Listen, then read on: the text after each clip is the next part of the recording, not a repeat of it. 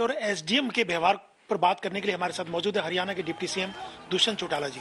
दुष्यंत जी, जिस ढंग से लाठीचार्ज हो रहा है और आपका परिवार हमेशा से, अगर चौधरी देवीलाल से अगर शुरू करें, किसानों की वकालत करता रहा, किसानों के लिए लड़ाइयाँ लड़ी, जाटों की राजनीति रही, अब जिस ढंग से किसान सवाल उठा रहे हैं आपको लेके भी कि दुष्यंत चौटाला अब मतलब टारगेट पे हैं आप, तो ये आपको लगता है क्या आपको दबाव में नहीं है तमाम बयानों को लेके जो किसानों का व्यवहार है? अशोक जी, जिस दिन इन बिल्स का ड्राफ्ट बना था उस दिन से मैं तो टारगेट से हटा नहीं। और कई ऐसे लोग हैं जिनका खुद का राजनीतिक भविष्य इनसिक्योरिटी की ओर है, तो वो मेरे को टारगेट कर रहे हैं।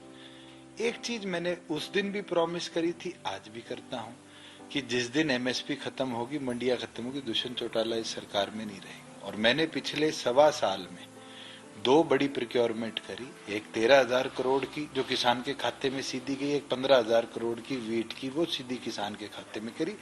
और हम तैयार है पैडी की दोबारा प्रोक्योरमेंट, बाजरे की दोबारा प्रोक्योरमेंट करने के लिए। मंडियां बंद होने की बात होती थी, हमने परसों ही ई भूमि पे डालकर 56 एकड़ जमीन सिरसा में 1 करोड़ से लेकर 60 लाख तक के दाम पे किसानों से खरीदी है कि हम एडिशनल मंडी सिरसा में बनाएंगे। अगर सरकार की मंशा मंडी बंद करने की है तो क्यों इतना पैसा खर्च? तो ये जो आंदोलन कर रहे हैं, आपको ये ठीक नहीं लगता कि ये सही नहीं है आंदोलन इनका? पूछना चाहता हूं कि तीनों एक्ट्स में कहां सरकार के इंफ्रास्ट्रक्चर को बंद करने की या किसान को काला कानून जो बोलते हैं उसकी बात करी गई है? जरूर इसमें 2-4 अमेंडमेंट्स की जरूरत है। केंद्र तैयार है, केंद्र ने पहली चर्चाओं में भी बात करी थी, इसको डेफर करने की बात करी थी। फिर ये 40 लोग चर्चा में क्यों नहीं आ रहे? क्यों बारी बारी इन चर्चाओं से दूर भागा जा रहा है? आज 7 महीने हो गए, बारी बारी केंद्र के लोग आकर कहते हैं चर्चा के लिए तो आइए। मैं तो आपके माध्यम से कहता हूं, मैं जाने को तैयार हूं बॉर्डर पर, अगर ये 40 आने को तैयार है। तोमर जी से मैं समय लूंगा, दिल्ली में और किसी से समय लेना है मैं लूंगा, और इनको साथ ले जाकर मिलाऊंगा। तो ये आंदोलन को सही नहीं मानते आप इसका मतलब? मुझे तो आंदोलन जिस ट्रैक पे चलना शुरू हुआ था उस ट्रैक पे तो आज नहीं दिखता। ये तो अराजकता की सी सिचुएशन आ गई कि डिप्टी स्पीकर की गाड़ी के शीशे तोड़ दिए जाते हैं, कसियों से पुलिस वालों पे वार किया जाता है, हमारे एमएलए की गाड़ी का शीशा तोड़ दिया जाता है, हमारा एक एमएलए अपनी बेटी के साथ ट्रैवल कर रहा था, उसके साथ ऐसा व्यवहार किया जाता है जो मुझे लगता है कि आज के दिन इस आंदोलन की रूपरेखा को बदल चुका है। दुष्यंत जी, जिस ढंग से एसडीएम आयुष सिन्हा ने कहा कि सर फोड़ दो उनका अगर क्रॉस करने की कोशिश करेंगे, क्या उचित? और आपने कहा कि उनके खिलाफ कार्रवाई होगी, तो क्या माफी मांगना ही सफिशिएंट है या कुछ कार्रवाई होनी चाहिए? मैं बिल्कुल नहीं मानता कि माफी मांगने तक कार्रवाई सीमित रहेगी, कार्रवाई होगी। मगर जो सबसे जरूरी चीज है, एक ऑफिसर जब ओथ ली जाती है एक आईएएस ऑफिसर की, तो मुझे लगता है जब उसको एथिकल, हाई एथिकल वैल्यूज के ऊपर भी कसम खानी पड़ती है, जो उस समय नहीं दिखी है। और या तो 3 साल की नौकरी है, जोश ज्यादा था, उस एज के अंदर वो नहीं संभल पाए और उन्होंने ये बात कही है। मगर एक चीज जरूर है कि जिस जगह वो पोस्टेड थे वहां ना पत्थर चला ना लाठी चली। पुलिस का मोराल बूस्ट करने के लिए बात कही गई है तो उसकी अलग कार्रवाई होगी।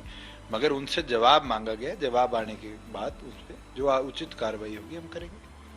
आखिरी सवाल ये है कि बार बार किसानों का टकराव हरियाणा गवर्नमेंट के साथ, विधायकों के साथ, बाकी नेताओं के साथ, कैसे इसको रोका जा सकता है, कैसे टाला जा सकता है? देखिए, हमने तो 9 महीने से बड़े प्रयास करे हैं कि हमें बल प्रयोग ना करना पड़े, मगर हालात ऐसी बना दी है प्रदेश की कि पंजाब और यूपी के लोगों ने आकर प्रदेश का माहौल खराब कर दिया और निरंतर कर रहे हैं।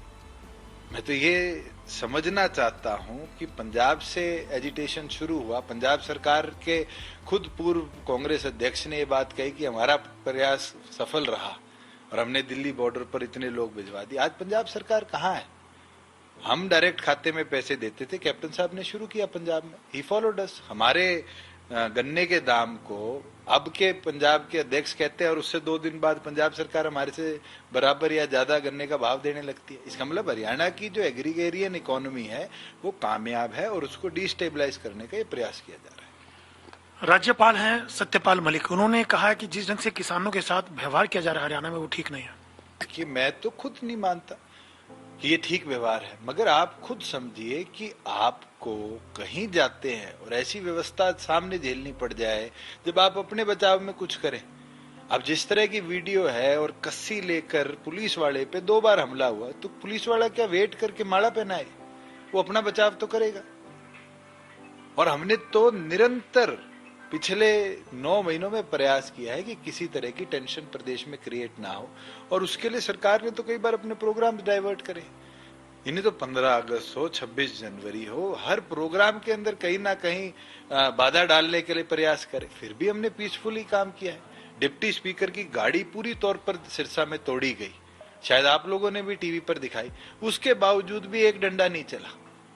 तो क्या सरकार इतनी कमजोर पड़ जाए कि बारी बारी आप सरकार के ऊपर हमला भी करे, सरकारी माल का नुकसान भी करे, और फिर हम दर्शक बन के बैठे रहे?